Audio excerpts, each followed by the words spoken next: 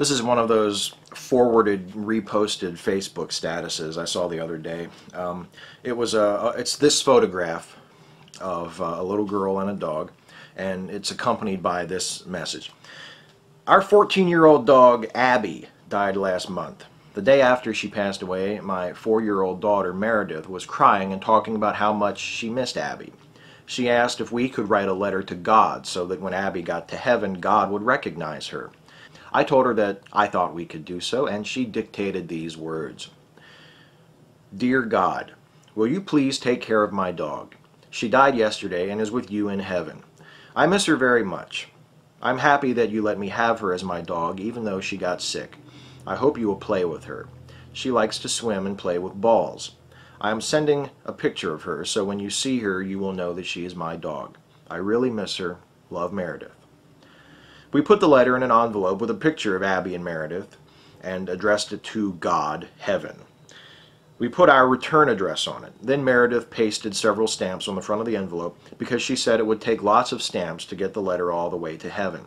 That afternoon she dropped it into the letter box at the post office. A few days later she asked if God had gotten the letter yet. I told her that I thought he had. Yesterday there was a package wrapped in gold paper on our front porch addressed to Meredith in an unfamiliar hand. Meredith opened it. Inside was a book by Mr. Rogers called When a Pet Dies.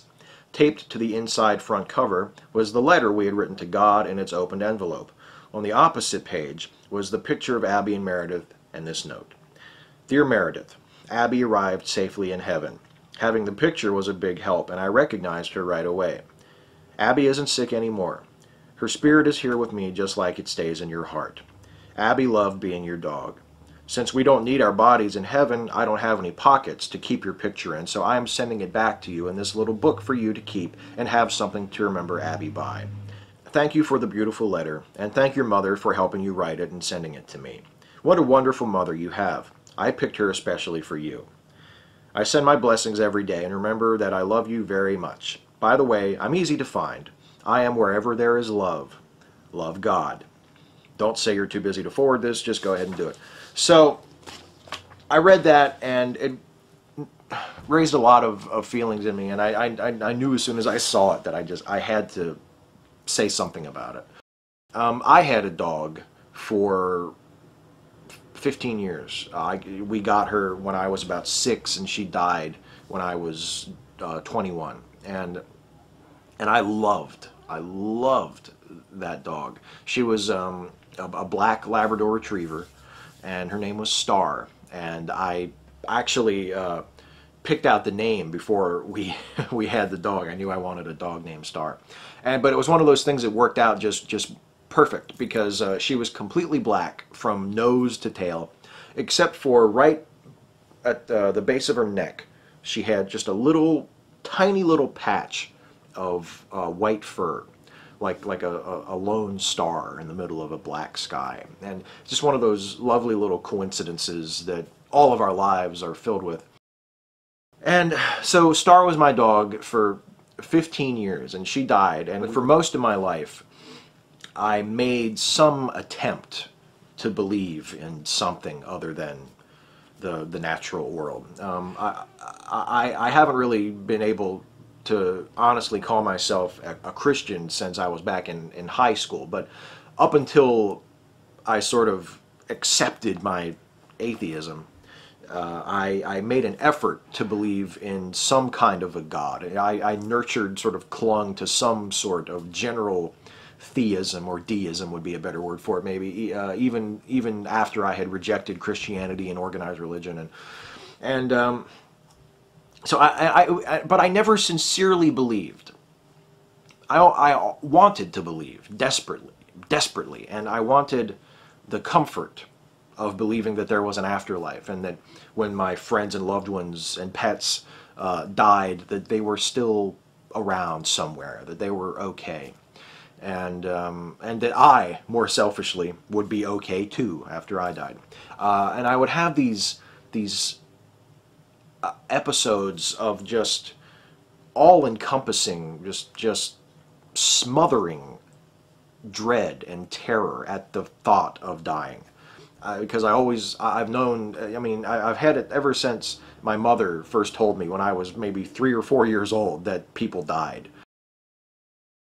And I've just had that horrible sense of inevitability that no matter what I do in my life, no matter how happy I am, or no matter what I accomplish, or that it's all going to end eventually, and that when this life is over, it's over. That's it. There's no second act. You're done. And that is always waiting for me at the end of my life. And it comes closer to me with every moment that passes.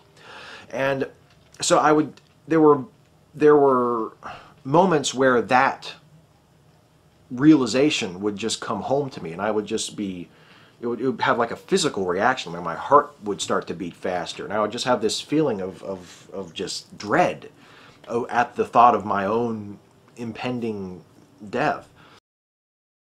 And one night in August of 2011, actually very early in the morning, I woke up in my bed, and I don't know if I got up because I had to go to the bathroom or for some reason, but it was dark and it was very quiet, and I got one of those feelings. I got that sense of just dread at the thought of death.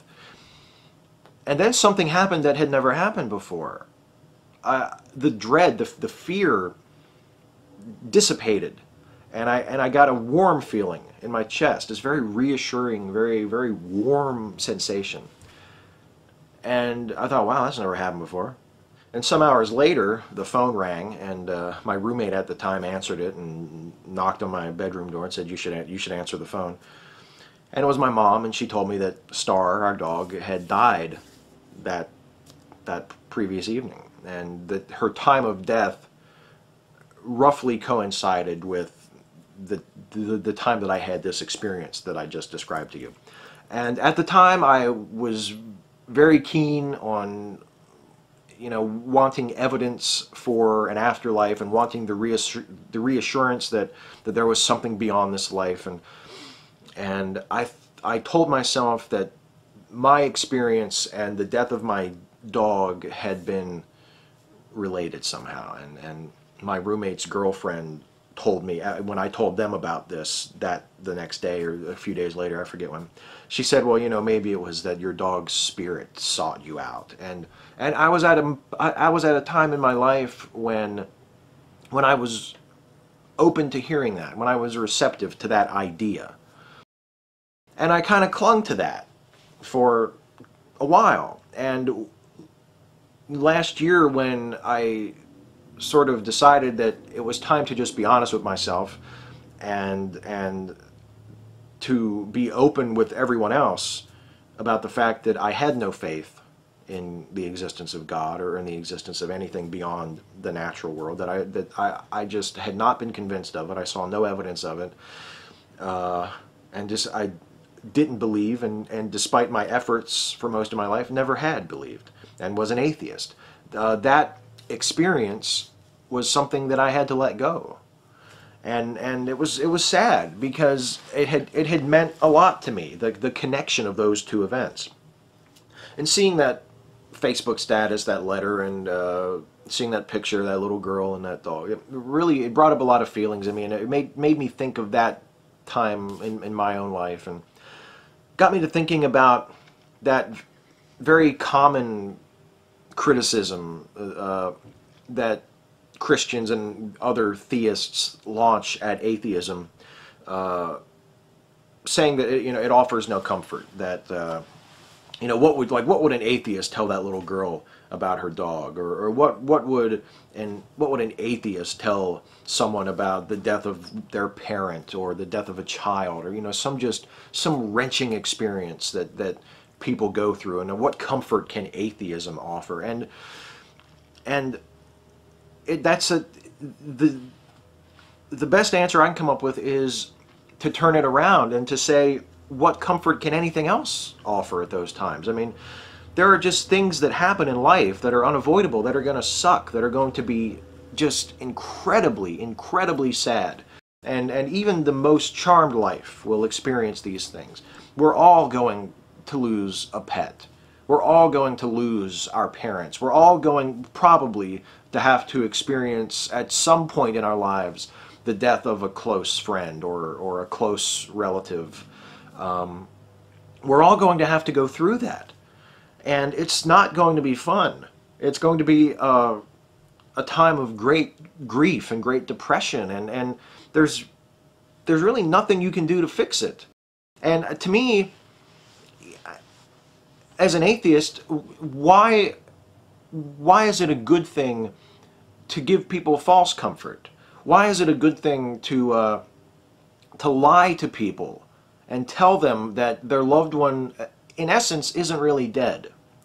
It's okay. I know you're sad, and I know you miss the person, but oh, cheer up. It's okay, because they're with Jesus in heaven now. And even if you believe that, even if you are a devout Christian, you're still lying to that person when you say that. A lot of people don't think of it that way, but to me that's the only way to think of it, because you're telling them something as though it were true when you have no way of knowing it's true. I mean, and to me that's a contemptible thing.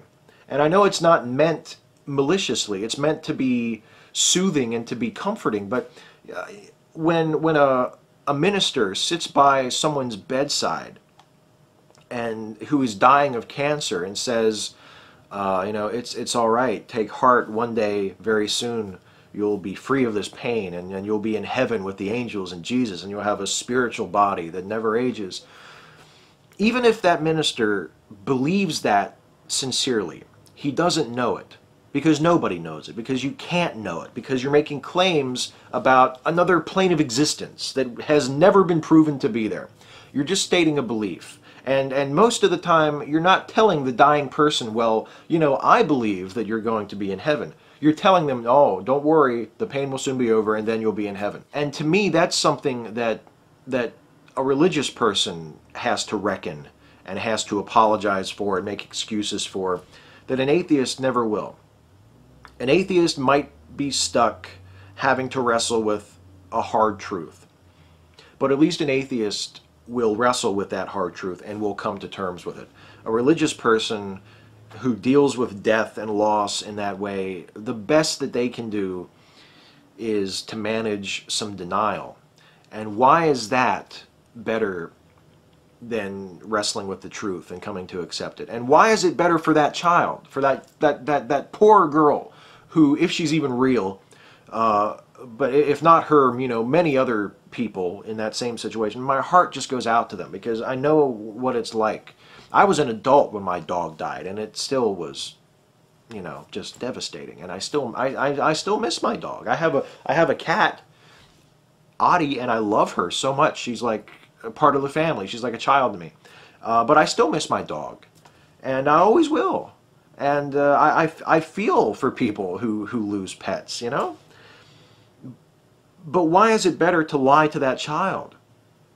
Why is it better to tell her that her dog isn't really dead, that her dog is up in heaven with Jesus, than telling her that, you know what, sometimes these things will happen in your life, and dogs die just like people die, and it's sad, and it's something that we all have to live with.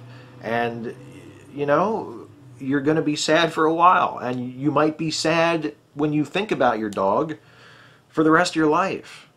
But eventually you won't be as sad as you are now, and you'll always be able to remember the good times that you had with Abby, and you'll be able to think back on her eventually and not be sad and not want to cry, and you'll still miss her, but you'll think of her as your dog who was awesome and who you loved and had a great time with and had a lot of fun with.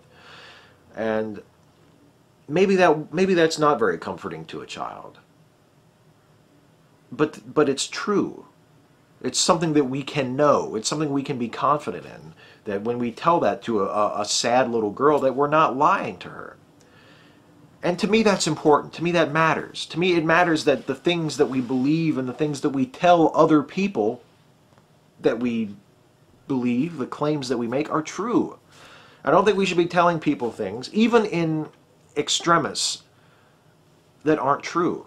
I don't think that makes it any better. It doesn't make it any better to lie to a desperate person or to a sad person or a grieving person There are plenty of things about an atheist worldview that could be tremendously encouraging to that little girl, just probably not when she's grieving over a dog. The difficult and inescapable truth of that situation is that she's just going to have to be sad about the dog. And the reason she's sad is because she loved the dog. There's no way around it. She lost the dog that she loved, and she's going to be sad. And whether her parents are atheists or Christians, whether the